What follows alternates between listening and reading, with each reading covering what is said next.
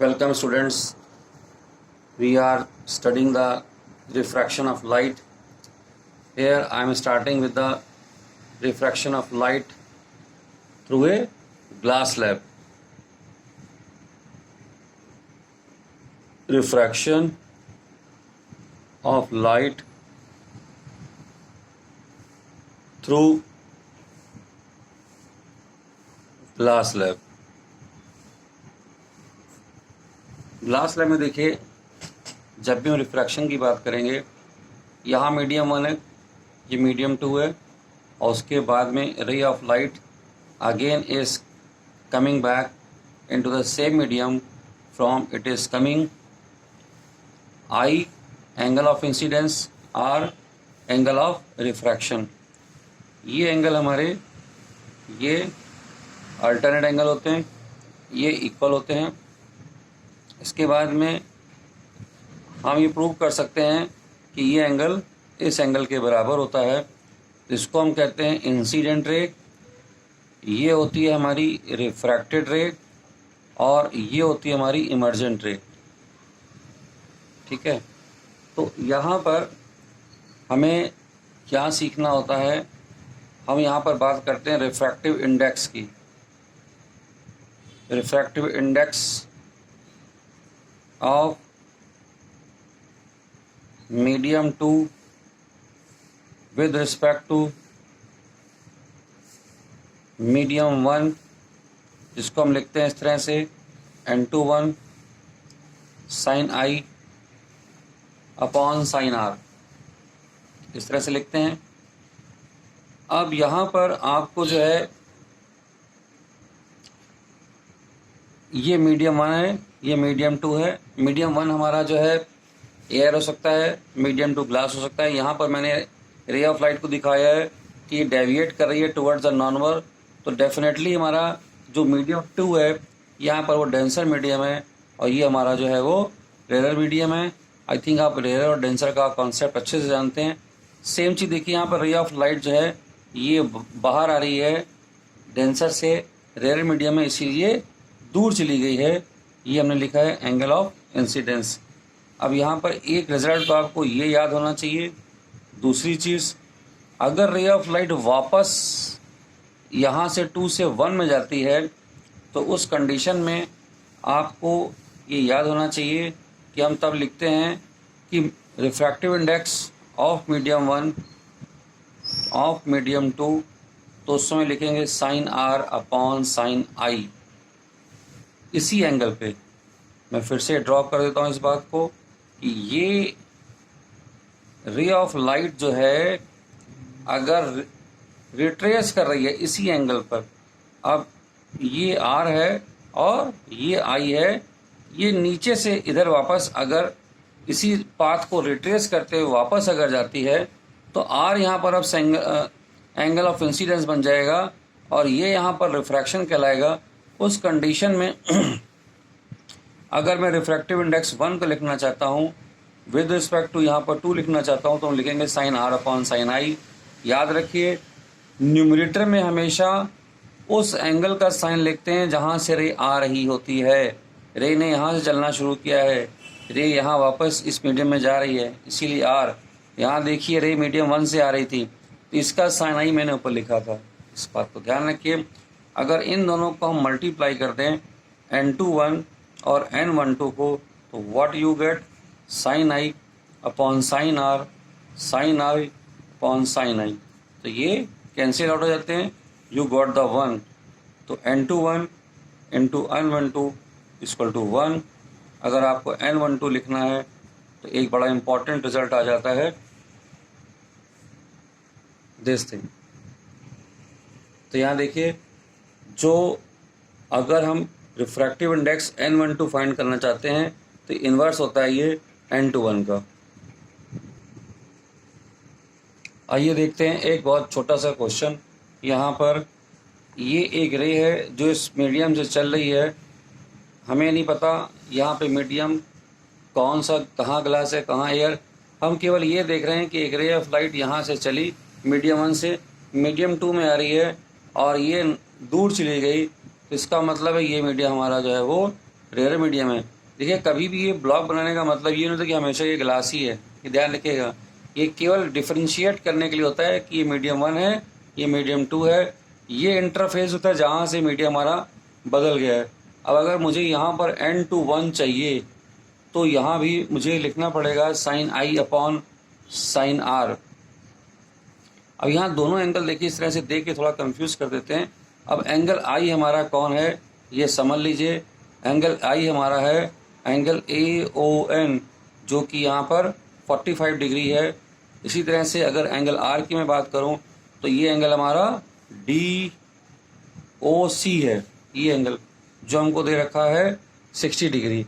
तो हमको यहाँ पर ये ध्यान रखना है कि जो एंगल लेना है ये वो एंगल है जो इस नॉर्मल के साथ में बनाएगी, ये रे इस नॉर्मल के साथ में और ये रे इस नॉर्मल के साथ में।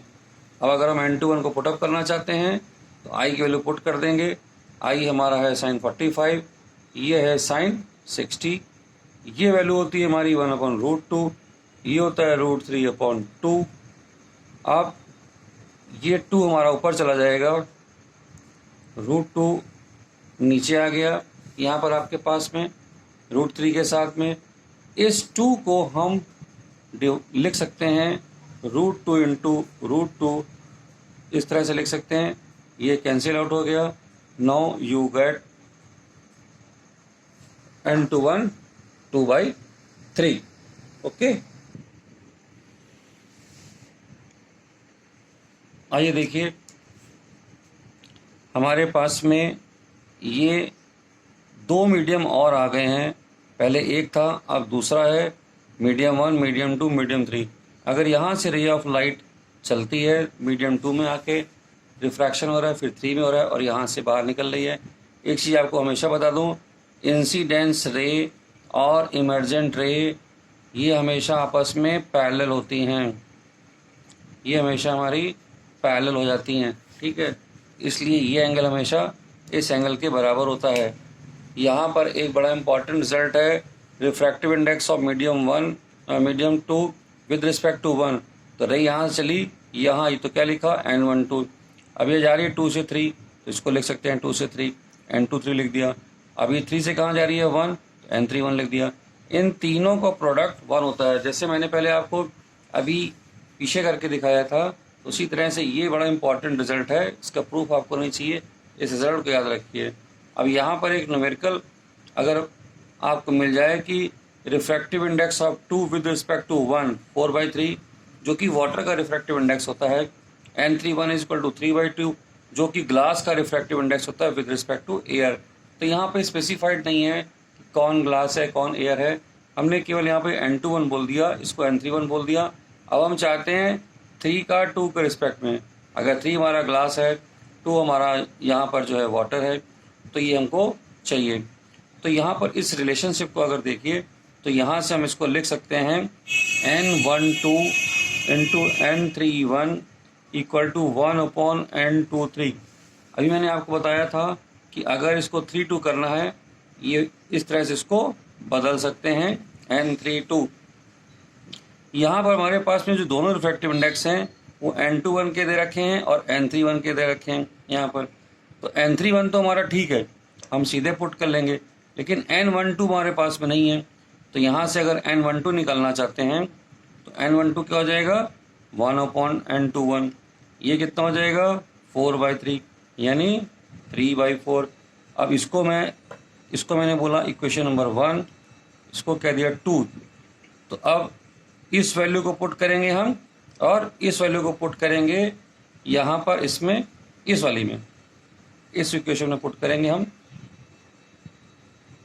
यहाँ पर।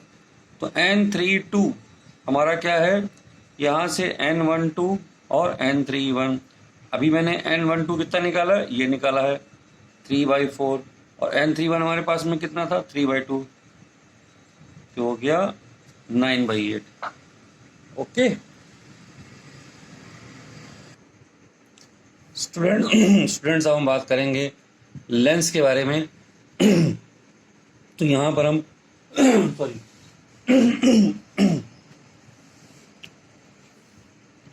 लेंस की अगर हम बात करें, 2 तरह के लेंस हमारे पास में होते हैं। एक होता है कॉन्वेक्स लेंस और एक हमारे पास में कॉनकेव लेंस। मैं पहले से बता दूं, साइन कन्वेंशन हम लोग बहुत बात करते हैं, तो फोकल लेंथ यहाँ पर जो है इसकी हमेशा पॉजिटिव लेंगे और इसकी फोकल लेंथ हम लोग यहाँ पर नेगेटिव लेंगे, ठीक है, जब भी न्यूमेरिकल करेंगे। और रूल्स इसमें क्या हैं, इमेज फॉर्मेशन के रूल्स हमें पता होने चाहिए। जो सबसे ज़्यादा ज़रूरी है, रूल्स फॉर इमेज फॉर्मेशन। क्या कहते हैं इसके रूल्स? इसके रूल्स कहते हैं कि भाई एक तो ये जान लीजिए, ये जो पॉइंट है हमारा, इसको हम लोग ओ से डिनोट करते हैं और ओ हमारा क्या होता है? ओ हम लोग बोलते हैं ऑप्टिकल सेंटर। ओ होता है ऑप्टिकल सेंटर। ये क्या है? प्रिंसिपल एक्सिस है हमारे पास में। अब रे ऑफ लाइट अगर यहाँ से पैरेलल रे ऑफ लाइट आएगी तो यहाँ पर जो इसका फोकस है इस लेंस का, इस फोकस से ये यहाँ से पास हो जाएगी। इसके बाद में अगर रे ऑफ लाइट हमारी ऑप्टिकल सेंटर के थ्रू अगर जा रही है तो ये सीधी निकल जाती है, कोई भी इसमें हमको यहाँ पर डेविएशन या रिफ्रैक्शन नहीं मिलता है। लेकिन इसके लिए ज़रूरी है कि जो लेंस है वो हमारा थिन होना चाहिए। अगर लेंस थिक होगा तो यहाँ पर हमको एक रिफ्रैक्शन देखने को अंदर मिल सकता है। ये बहुत थिन लेंसेज की है तो ये अगर जो है स्ट्रेट चली जाएगी रे यहाँ से। और अगर ये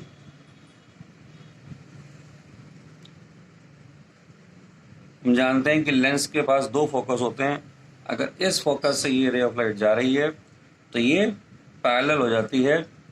और ऐसे ही लॉ हमारे कॉनकेव में भी अप्लाई होते हैं। अगर कॉनकेव लेंस हमारे पास में है, पैरेलल रे अगर यहाँ पर हम डालते हैं तो ये डाइवर्ज हो जाती है और पीछे बढ़ाने पर ये किधर नज़र आती है? फोकस की तरफ नज़र आती है। और इसी तरह से अगर हम रे ऑफ लाइट को इस तरह से डालें कि ये ऐसा लगे कि इसकी फोकस की तरफ को जा रही है तो ये रे ऑफ लाइट पैरेलल हो जाएगी यहाँ पर इसके, ठीक है। और बाकी जो ऑप्टिकल सेंटर से इसको जाना है वो स्ट्रेट चली जाती है। ये students, again you have to see the image formation by the convex lens. ये समरी हमको हमेशा याद रखनी है। मैंने आपको मिरर के लिए डिस्कस किया था इसके पहले वीडियो में कि ये अगर आपको याद है तो बहुत काम की चीज़ होती है ये। इसमें कोई भी कंफ्यूजन नहीं होना चाहिए आपको कि इन्फिनिटी, इसमें यहाँ पर भी आपके पास में 6 केसेस होते हैं।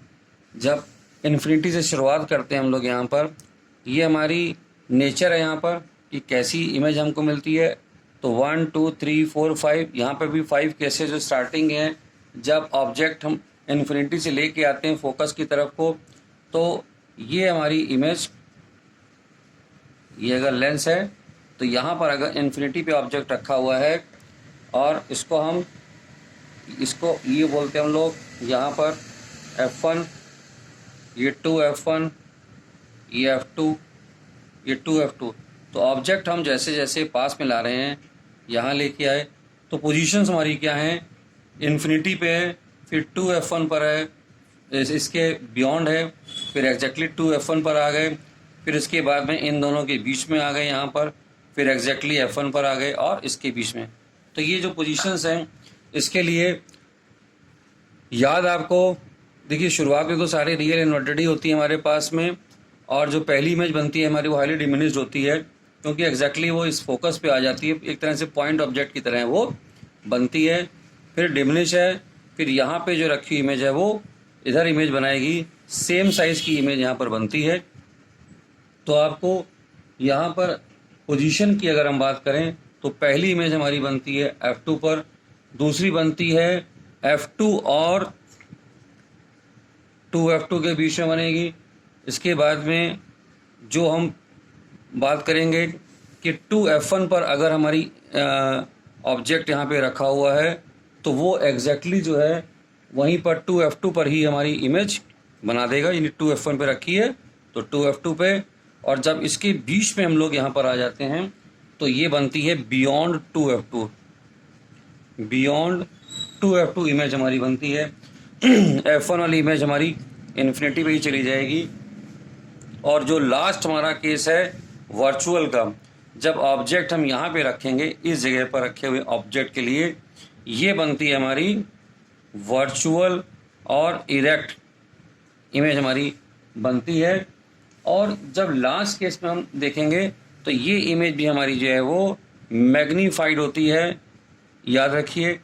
और इसकी जो पोजीशन है ये इसी तरफ सेम साइड बनती है of the lens, same side of lens इधर ही बन जाएगी हमारी ये इमेज। और ये इमेज जो आप देखेंगे तो वो अगर यहाँ रखा होगा तो इसके आगे चली जाती है 2FN के भी, ठीक है। तो ये समरी भी आप बहुत अच्छे से याद कर लीजिए। लास्ट केस और अच्छे से तैयार करिए, बहुत इंपॉर्टेंट होता है हमेशा ये, ओके। इसके बाद में आइए बात करते हैं हम लोग लेंस फार्मूले की। मैं डिस्कस कर चुका हूँ इसके पहले भी, -1/u UVF object distance, image distance, और ये फोकल लेंथ। साइन यहाँ पे याद रखिएगा हमेशा माइनस का ही लगाएंगे। और जो अगला फार्मूला है पावर ऑफ लेंस का, P = 1/f, इसको हमेशा मीटर में लिखते हैं। और पावर ऑफ द लेंस की जो यूनिट होती है वो डायोप्टर होती है। तो लगभग यहाँ पर आकर थ्योरेटिकल पार्ट इस चैप्टर का फिनिश हो जाता है। Students, now we move to the colourful world, जो हमारा नेक्स्ट चैप्टर है लाइट का। यहाँ पर आपको ये डायग्राम जो है बहुत अच्छे से बनाना आना चाहिए जब हम बात करते हैं प्रिज्म की।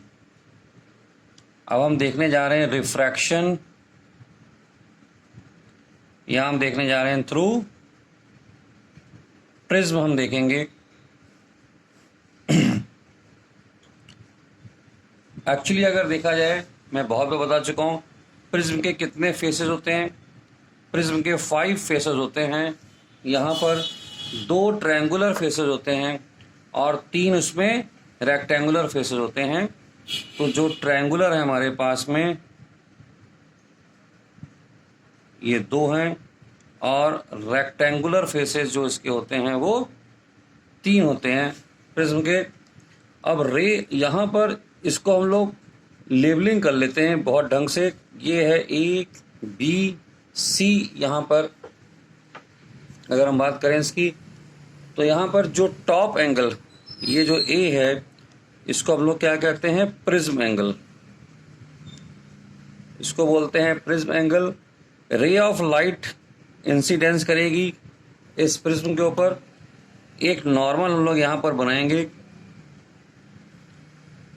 इसको N1 बोलते हैं। अब इस रे ऑफ लाइट को यहाँ से डेविएट होना है नीचे, फिर एक दूसरा नॉर्मल N2, और ये रे ऑफ वापस। तो यहाँ देखिए 2 बार रिफ्रैक्शन हुआ, और हर बार रे ऑफ लाइट, इसको बोलते हैं बेस की तरफ को झुक जाती है। यहाँ पर इसको अगर हम आगे सीधे लेके जाएं तो इसका पाथ ये होना चाहिए था, और इसको यहाँ पीछे अगर लेके आएंगे तो ये जो एंगल है इसको हम लोग यहाँ पर डेल्टा से या D से डिनोट कर सकते हैं। इसको बोलते हैं एंगल ऑफ डेविएशन। क्या बोलते हैं, एंगल ऑफ, हम डेविएशन बोलते हैं इसको। यहाँ पर ये इंसिडेंट रे है, फिर यहाँ पर देखिए ये रिफ्रैक्टेड रे है हमारे लिए, और ये इमर्जेंट रे है प्रिज्म के लिए। अब इसमें एक बहुत छोटी सी बात कि एंगल ऑफ जो डेविएशन है ये किस पे डिपेंड करता है, factors on which angle of deviation depends. किस पे डिपेंड करता है? नंबर 1, ये डिपेंड करता है एंगल ऑफ प्रिज्म। जो प्रिज्म का एंगल मैंने भी आपको बताया, जिसको ए लिखा था, उस पर डिपेंड करता है। Nature of material of prism, nature of material of prism पे डिपेंड कर रहा है। और इसके अलावा ये डिपेंड करता है हमारा एंगल ऑफ इंसिडेंस, कितने एंगल पे हमने लाइट को डाला है, इस पे डिपेंड करेगा। नेक्स्ट टॉपिक हम जो यहाँ पर स्टडी करेंगे इसके बाद में, dispersion of white light, dispersion of white light. याद रखिए, जो वाइट लाइट है इसको हम लोग जो है पॉलीक्रोमेटिक लाइट कहते हैं। तो वाइट लाइट को क्या कहते हैं? जो वाइट लाइट है हमारी, इसको बोलते हैं पॉलीक्रोमेटिक। पॉलीक्रोमेटिक का मतलब होता है जिसमें कई सारे कलर अवेलेबल हों, या कई सारी उसमें अगर कलर्स हैं तो उनकी वेवलेंस भी वहाँ पर इन्वॉल्व होती है।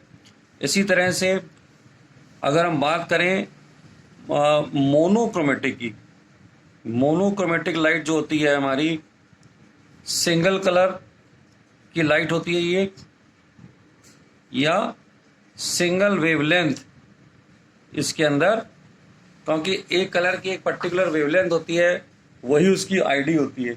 तो अगर यहाँ पर हम दिखाना चाहते हैं डिस्पर्शन को, तो डिस्पर्शन है क्या?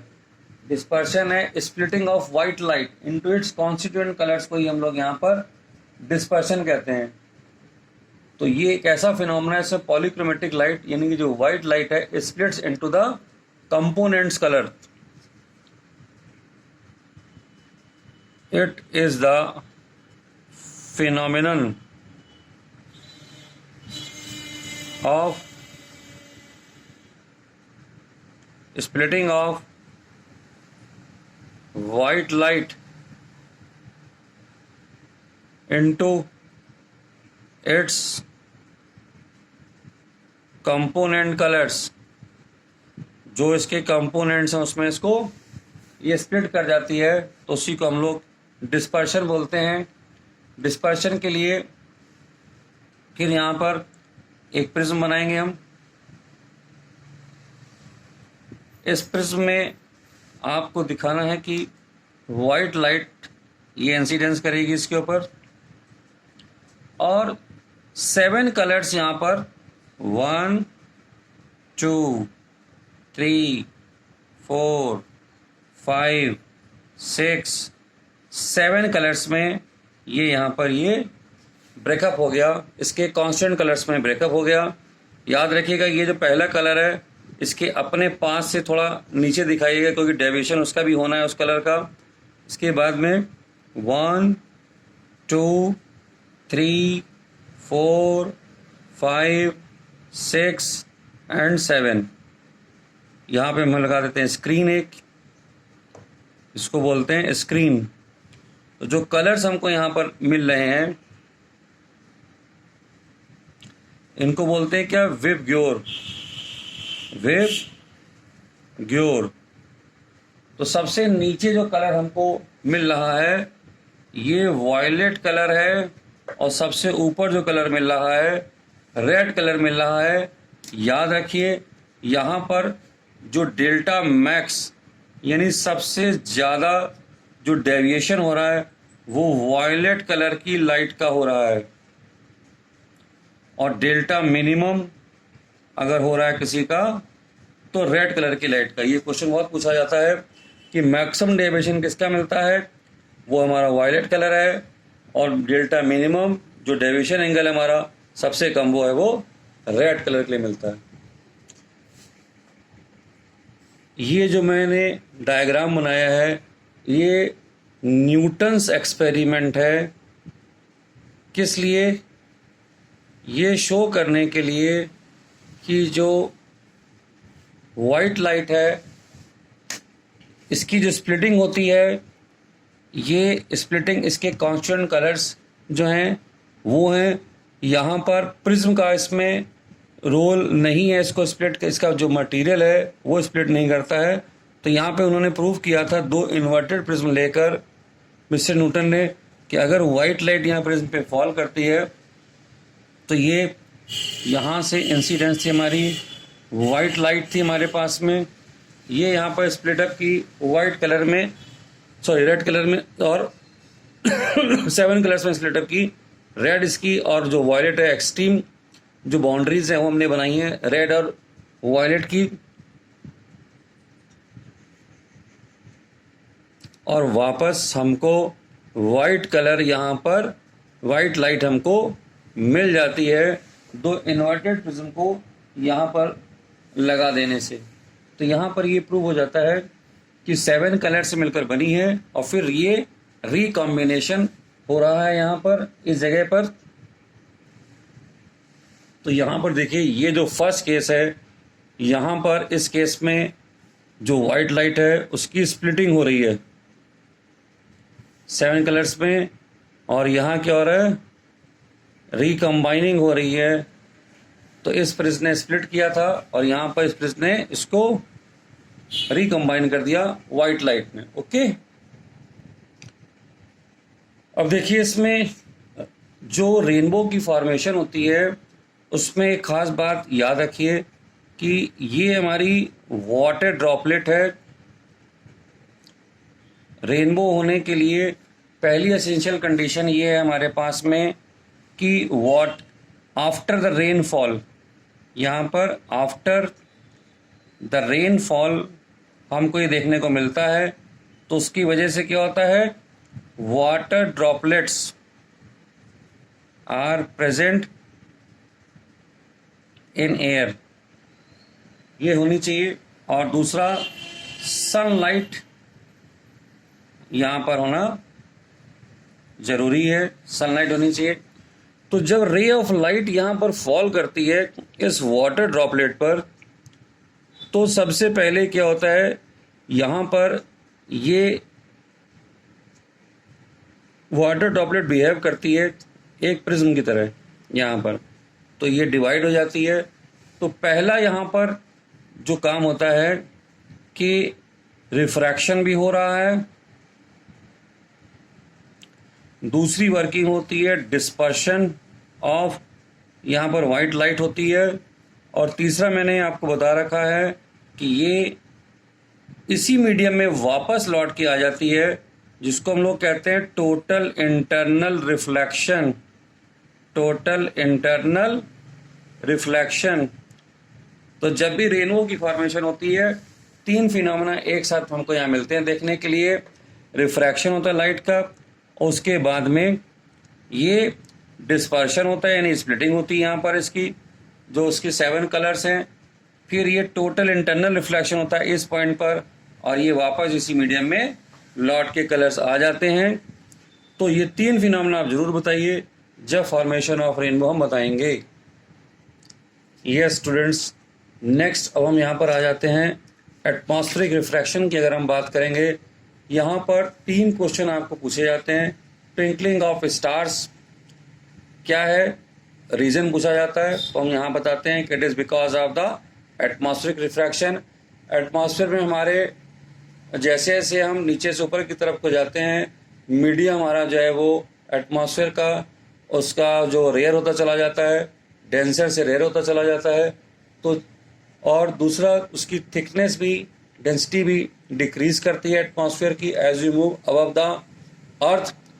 और रे ऑफ लाइट जो हमें मिलती है किसी भी स्टार से अर्थ की तरफ को, तो अलग अलग लेयर्स को वो क्रॉस करके आती है, तो मल्टीपल रिफ्रैक्शंस वहाँ पर होते हैं। एक चीज़ और होती है कि जो लेयर्स हमारी हैं वो कॉन्टिन्यूस मूव भी करती रहती हैं, तो रिफ्रैक्टिव इंडिसेस भी स्लाइटली चेंज होती रहती हैं, जिसकी वजह से हमें कभी भी लाइट की इंटेंसिटी एक जैसी अपनी आंखों में नहीं मिलती है उस स्टार की, और इसलिए वो ट्विंकलिंग होती रहती है। एडवांस सनराइज और सनसेट भी हमारे इसी के एग्जाम्पल हैं। और जो स्टार्स हैं अपनी एक्चुअल पोजीशन से थोड़ा ऊंचे दिखाई देते हैं। ये सब हम डिस्कस कर चुके हैं चीज़ों को। तो यहाँ पर याद ये रखना है कि आप लोग मिक्स कर देते हो, स्कैटरिंग का रीज़न यहाँ पर और इसका रीज़न यहाँ पे डाल देते हैं। और जब हम स्कैटरिंग ऑफ वाइट लाइट की बात करते हैं तो स्कैटरिंग ऑफ वाइट लाइट में एक जो रेले का अगर कॉन्सेप्ट आप याद रखें वो बहुत ज़रूरी है कि जो यहाँ पर इंटेंसिटी हमको मिलती है अकॉर्डिंग टू रेले, इंटेंसिटी जो लाइट की हमको मिलती है ये वेवलेंथ की जो फोर्थ पावर है उसके इन्वर्सली प्रोपोर्शनल मिलती है। यहाँ पर स्मॉलर पार्टिकल्स याद रखिए स्मॉलर वेवलेंथ को स्कैटर करते हैं। तो यहाँ पर जो साइज़ है, साइज़ ऑफ स्कैटरिंग जो ऑब्जेक्ट है ये हमारा जो है should be smaller than the wavelength of the light. यानी कि जो पार्टिकल की बात है उसको नोट कर लीजिए, साइज ऑफ स्कैटरिंग ऑब्जेक्ट यानी कि हम पार्टिकल की बात कर रहे हैं, it must be smaller than